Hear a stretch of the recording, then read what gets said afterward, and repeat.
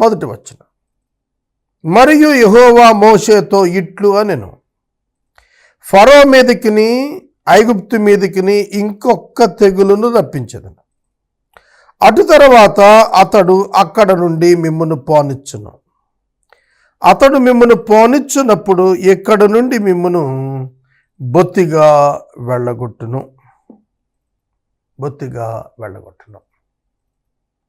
చూడండి, 9 తెగుళ్ళు పూర్తయ్యాయి. ఇక మిగిలింది 10వ తెగులు, ఒకే ఒక తెగులు. ఈ ఒక్క తెగులుతోటి ఫరో మరియు ఐగుప్తు ప్రజలు సంపూర్ణమైనటువంటి ఓటమి అంగీకరిస్తారు. దేవుడు జరగబోవున్నది చెబుతున్నాడు. భవిష్యత్తును చెప్పటం ఒక్క దేవునికే సాధ్యం.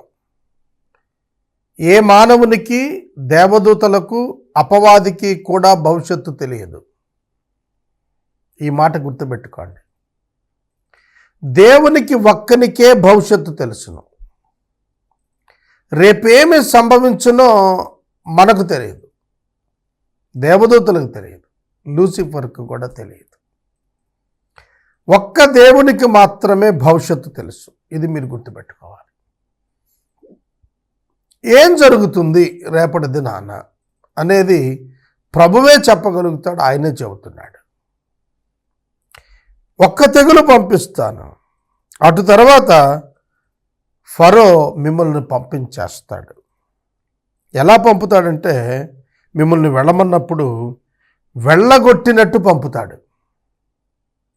ఒక్కరిని కూడా ఉంచుకోడు, ఒక పశువును కూడా ఉండనివ్వడు. మీ ఆనవాళ్ళకి ఐగుప్తులో కనబడకుండానట్లుగా మిమ్మల్ని పంపించేస్తాడు. టోటల్ డెలివరెన్స్ వచ్చేస్తుంది మీకు. అది ప్రభు చెబుతున్నాడు. ఫరోలో ఎంత మార్పు వస్తుంది అంటే ఆశ్చర్యమే కదా.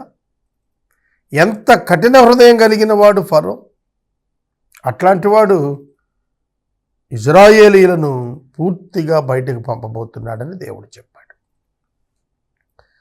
ఈ సందర్భంలో దేవుడు ఇశ్రాయేలీయుల పట్ల ఐగుప్తీయులకు కటాక్షం కలుగజేస్తా అన్నాడు.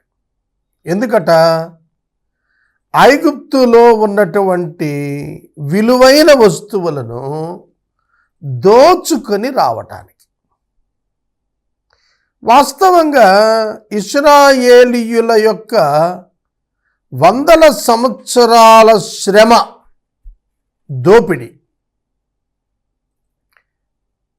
ఈ శ్రమ దోపిడీ చేత ఐగుప్తీయులు సంపాదించుకున్న మిక్కిలి వెలగలిగిన వస్తువులు, వెండి బంగారాలు, విలువైన వస్త్రాలు, వాటిని ఐగుప్తీయులు అడగటమే ఆలస్యం ఇశ్రాయేలీయులకు ఇచ్చేస్తారు. అలా ఇచ్చేటట్లు వారికి మనసు కలిగిస్తానన్నాడు. కాబట్టి తన చెలికాని వద్ద ప్రతి పురుషుడు, ఇజ్రాయేలీయులలో ప్రతి పురుషుడు తన చెలికత్తి వద్ద ప్రతి స్త్రీ వెండి నగలు, బంగారు నగలను అడిగి తీసుకోండి అని ప్రజలతో చెప్పు. దేవుడు న్యాయం తీర్చుచున్నాడు. దేవుడు ఐగుప్తీయులను దోచుకోమని చెప్పే దేవుడు కాదు, ఇశ్రాయేలునకు న్యాయం తీరుస్తున్నాడు. వారి శ్రమను దోచుకొని సంపాదించినటువంటి వెండి బంగారాలను వీరి వశం చేస్తున్నాడు. తద్వారా దేవుడు న్యాయం చేస్తున్నాడు తన ప్రజలకని మనకు అర్థమవుతుంది.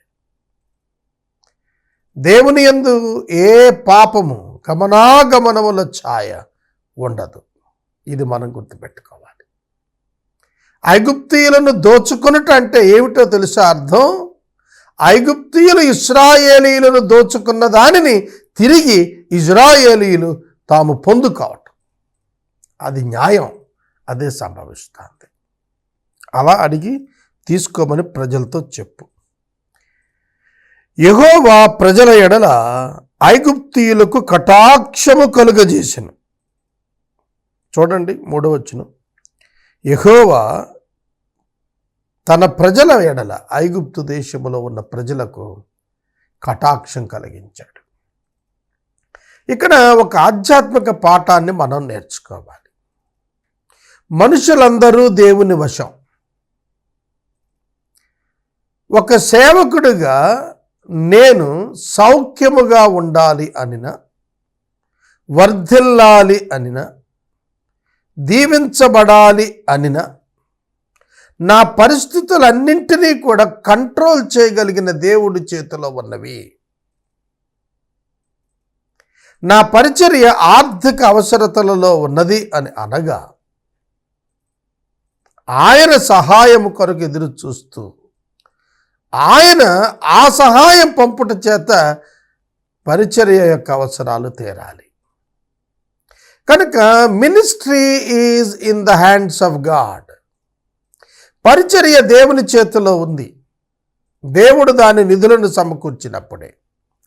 కనుక ప్రభువు కటాక్షము కలిగించకపోతే దేవుని పిల్లలు కటాక్షింపబడరు.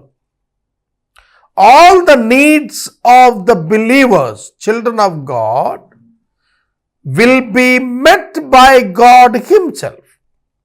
దేవుని చేతనే దేవుని పిల్లల ప్రతి అవసరము తీర్చబడుతుంది. ఇది ప్రాథమిక సత్యం. కనుక కటాక్షము కలిగినప్పుడు దాని ఫలితాలను దేవుని పిల్లలు అనుభవిస్తారు. ఫరో యొక్క కటాక్షం, ఐగుప్తు దేశీయుల యొక్క కటాక్షం ఇజ్రాయేలు మీదకు వచ్చింది. బైబిల్ గ్రంథంలో ఎస్తేరు గ్రంథాన్ని మీరు చూస్తే అహష్వేరోషు యొక్క కటాక్షం ఎస్తేరు మీదకు వచ్చింది. గమనించండి. కనుక దేవుడు మనుషుల కటాక్షము తన బిడ్డల మీదకు వచ్చేటట్లు చేయగలుగుతాడని బైబిల్ సాక్ష్యం ఇస్తుంది. కనుక మనం తిరస్కరించబడుతున్నా, మనం కటాక్షింపబడుతున్నా దేవుని యొక్క పని వలన అనేది మనం తెలుసుకున్నప్పుడు ఆనందిస్తాము. మనలను దేవుడు ఎన్నడూ కావాలని తిరస్కరించడు. మనమే దాని కారణమవుతాం. మనము మన చేత ఎన్నడూ ప్రజల కటాక్షమునకు లోను కాలేము. అది దేవుని వలననే అవుతుందని మనం గుర్తెరగాలి.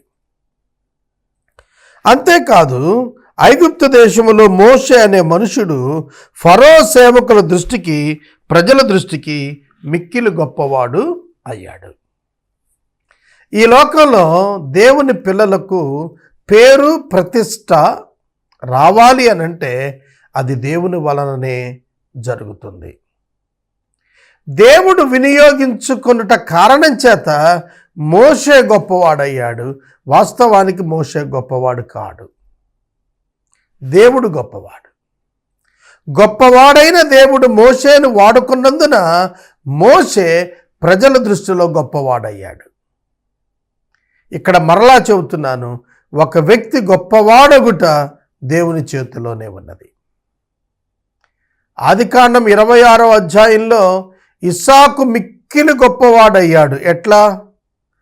యెహోవా అతనిని ఆశీర్వదించుట వలన అతడు క్రమక్రమముగా మిక్కిలి గొప్పవాడయ్యాడు. నా గ్రోత్ దేవునిపై ఆధారపడింది. ఇది మనం నమ్మాలి. నా గ్రోత్, నా వెల్ఫేర్ నాపై ఆధారపడి ఉంది అనుకొన వీలు లేదు. నేను దేవుని బిడ్డను కనుక నా అభివృద్ధి, నా ఎదుగుదల దేవునిపై ఆధారపడి ఉంటుంది. కనుక నా దేవుడు నన్ను హెచ్చించినప్పుడు నేను హెచ్చించబడతాననేది నేను తెలుసుకోవాలి. అలాగే ప్రతి ఒక్కరు తెలుసుకోవాలి. పేతురు పత్రికలో పేతురు భక్తుడు రాశాడు, దేవుడు నిన్ను హెచ్చించే వరకు ఆయన బలిష్టమైన చేతి కింద దాగి ఉండమన్నాడు. కనుక హెచ్చించేటువంటి దేవుడు ఉన్నాడు. దానియేలు గ్రంథంలో దానియేలునకు రాజైనటువంటి నెబుకద్నెజరుకు వచ్చినటువంటి కలను, దాని భావాన్ని దేవుడు బయలుపరిచినప్పుడు దానియేలుకు ఘనత వచ్చింది. దానియేలు గొప్పవాడిగా ఎంచబడ్డాడు. దానియేలు యొక్క గొప్పతనం ఏముంది? అందులో దేవుడు బయలుపరిచినందున అది జరిగింది. కనుక దేవుడు ఎవరిని ఘనపరచాలనుకుంటాడో వాడిని ఘనపరుస్తాడు. ఈ పాఠం మనం తలకెక్కించుకోవాలి. ఫరో సేవకుల దృష్టికి, ప్రజల దృష్టికి మోషే మిక్కిలి గొప్పవాడైపోయాడు. కనుక ఒక మనిషి డబ్బు సంపాదన చేత మిక్కిలి గొప్పవాడు కాడు. ఒక మనిషి తన తెలివితేటల ప్రదర్శన చేత మిక్కిలి గొప్పవాడు కాడు. దేవునికి విధేయుడగుట వలన మిక్కిలి గొప్పవాడవుతాడు. దేవుని మాటకు లోబడుట వలన మిక్కిలి గొప్పవాడవుతాడు. ఏ పరిస్థితులు ఎదురైనా వాటిని పట్టించుకోక దేవునికే విధేయత చూపినప్పుడు, లోబడినప్పుడు ఆ వ్యక్తి మిక్కిలి గొప్పవాడవుతాడు. ఇది వాస్తవం. పరిస్థితుల మీద మనం ఆధారపడి కాదు, దేవునిపై ఆధారపడి నిర్ణయాలు తీసుకుంటాము. అదే విశ్వాసికి గొప్ప ఆదరణ, ధైర్యము అవుతుంది. మోషే అనే మనుష్యుడు ఐగుప్తు దేశంలో, ఆ దేశం వాడు కాదు, పరాయి దేశం వాడు, ఆ దేశానికి వచ్చినటువంటి ఒక వలసదారుడు, ఆ దేశంలో గొప్పవాడవటానికి కారణం దేవుడు అతనిని వాడుకోవటమే. దేవుడు ఎవరిని వాడుకుంటే వారు గొప్పవారు అవుతారు. కానీ చాలామంది అనుకుంటున్నారు దేవుణ్ణి వాడుకొని గొప్పవారం కావాలనుకుంటున్నారు. దేవుణ్ణి వాడుకొని నువ్వెన్నటికీ గొప్పవాడవు కాలేవు. దేవుడు నిన్ను వాడుకున్నప్పుడే నీవు గొప్పవాడవు అవుతావు. అది సరి అయిన పద్ధతి. నా 30 ఏళ్ల సేవా జీవితంలో నాకు కలిగిన ప్రతి చిన్న ఆధిక్యత కూడా నా దేవుణ్ణి బట్టి నాకు దొరికిందే, కలిగిందే. నా తెలివితేటల వలన కానీ, నా జ్ఞానం వలన కానీ, నా అనుభవం వలన కానీ నేనేమీ నా జీవితంలో సంపాదించుకోలేదు. నేను అయి ఉన్నది ఏమై ఉన్నదో అది దేవుని వలన అయినదని నేను ఎరుగుదును. 4వ వచనం, మోషే ఫరోతో ఇట్లా అన్నాడు, యెహోవా సెలవిచ్చింది ఏమిటంటే, మధ్యరాత్రి నేను ఐగుప్తు దేశములోనికి బయలుదేరి వెళతాను. అప్పుడు సింహాసనము మీద కూర్చున్న ఫరో తొలిపిల్ల మొదలు తిరగలి విసురుదాని తొలిపిల్ల వరకు ఐగుప్తు దేశమందలి తొలిపిల్లలందరూ చచ్చెదరు. జంతువులలోనూ తొలిపిల్లలన్నీ చచ్చిపోతాయి. అప్పుడు ఐగుప్తు దేశమంతటా మహాఘోష పుడుతుంది. అట్టి ఘోష అంతకు ముందు పుట్టలేదు, అట్టిది ఇక మీదట పుట్టదు. చూడండి, ఫరోతో ఈ విధంగా చెప్పాలి అని మోషేకు దేవుడు ఆజ్ఞాపిస్తున్నాడు. దానిని మోషే ఫరోతో చెబుతున్నాడు. ఇంకొక తెగులు వస్తుంది. ఆ తెగులు ఏమిటి? తొలిపిల్లల మరణం. అందులో ఫరో ఇంటి దగ్గర నుండి పిండి తొట్టెలో వేసి పిసికేటువంటి వ్యక్తి వరకు, తిరగలి విసిరేదాని పిల్లల వరకు కూడా, అంటే హైయెస్ట్ అథారిటీ నుంచి లోయెస్ట్ వర్క్మ్యాన్షిప్ ఉన్నటువంటి వారు, అతిపెద్ద ఉన్నత పదవి నుండి సామాన్యమైన ఉద్యోగి వరకు ఐగుప్తు యొక్క రాజసౌధంలో ఎవరైతే ఉన్నారో, మరియు ఆ దేశంలో ఉన్నటువంటి ప్రతి ఇంట కూడా తొలి చూలు బిడ్డ చనిపోతారు. తొలిచూలు చనిపోతారు. జంతువుల్లో కూడా తొలిచూలుది చనిపోతుంది. ఇది మహాఘోష పుడుతుంది. మనం ఉన్న నివాస స్థలంలో ఒక 100 ఇళ్ళు ఉన్నాయనుకోండి, ఒక కాలనీలో. ఎవరింటిలోనైనా మరణం సంభవిస్తే ఆ ఇంట ఏడ్పు, పెడబొబ్బలు, కన్నీరు ఉంటాయి. అలా కాక ఇంటికి ఒక శవం ఉంటే, ప్రతి ఇంట శవం ఉంటే ఆ కాలనీ ఎట్లా ఉంటుందో ఒకసారి ఆలోచించండి. ఘోష పుడుతుంది. అందరూ దుఃఖిస్తుంటారు, ఓదార్చువారు ఉండరు. ప్రతి ఇంట మరణం ఉంటుంది, ప్రతి ఇంట తొలిచూలు చనిపోతుంది. ఎంత గొప్ప ఘోష ఆ దేశంలో వస్తుంది. 1,00,000 గడప ఉందనుకోండి ఆ ఇంట, ఆ ఊరిలో 1,00,000 గడపలో శోకసంద్రమే ఉంటుంది. ప్రతి ఇల్లు ఏడ్పుతో నిండిపోతుంది, కన్నీటితో నిండిపోతుంది, భయంతో నిండిపోతుంది. ఈ మాట చెప్పినప్పుడు ఫరో గుండెలు అదిరిపోవాలి, కానీ కఠినమైపోయాడు. అయితే యెహోవా చెబుతున్నారు, ఐగుప్తీయులను ఇశ్రాయేలీయులను వేరుపరుచును అని మీకు తెలియబడినట్లు మనుషుల మీద కానీ జంతువుల మీద కానీ ఇశ్రాయేలీయులలో ఎవరి మీదనైనా ఒక్క కుక్క కూడా తన నాలుక ఆడించదు. ఐగుప్తీయులందరూ ఇంటిలో తొలుచూలు చస్తుంది, కానీ ఇజ్రాయేలులో ఎవరి మీద కూడా ఒక కుక్క కూడా నాలుక ఆడించదు. అంటే ఒక్కసారి కుక్క కూడా మొరగదు వాళ్ళ మీద, అంతటి శాంతి వారిని అలుముకోబోతోంది. అప్పుడు నీ సేవకులైన వీరందరూ నా యొద్దకు వచ్చి నాకు నమస్కారం చేసి, నీవును నిన్ను ఆశ్రయించి ఉన్న ఈ ప్రజలందరూ బయలు వెళ్ళండి అని చెప్పుదురు. ఆ తరువాత నేను వెళ్ళుదును అనిను. మోషే అలాగ చెప్పి ఫరో యొద్ద నుండి అత్యాగ్రహముతో వెళ్ళిపోయాడు. మీ దేశములో ఉన్నటువంటి మనుషులందరూ వచ్చి, నీ ప్రజలు నిన్ను ఆశ్రయించిన వారందరూ వెళ్ళండి అని నాతో చెబుతారు, నమస్కారం చేస్తారు. నాకు ప్రజలు వచ్చి నమస్కరిస్తారు. కఠినమైన సేవ చేయించుకున్నటువంటి వారు, క్రూరమైనటువంటి వారిగా ఉన్నటువంటి ఐగుప్తీయులు నమస్కారం పెట్టే దీనావస్థకు చేరిపోబోతున్నారు. అంటే వాళ్ళ అశక్తత వ్యక్తమైపోతోంది. వారి ఓటమి పాలయ్యి దాసులుగా ఉన్నామని ప్రకటించుకోబోతున్నారు. మోషేకి నమస్కారం చేయబోతున్నారు.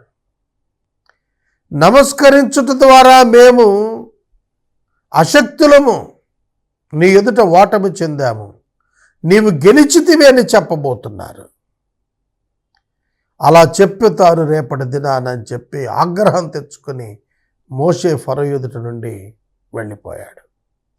అప్పుడు యెహోవా అంటున్నారు, ఐగుప్తు దేశములో నా మహత్కార్యములు విస్తారముగనట్లు ఫరో మీ మాట వినడు అని మోషేతో చెప్పారు. మోషే అహరోనులు ఫరో ఎదుట మహత్కార్యములన్నీ చేశారు. అయినను యెహోవా ఫరో హృదయమును కఠినపరచుగా అతడు తన దేశములో నుండి ఐగుప్తీయులను పోనీయడాయను.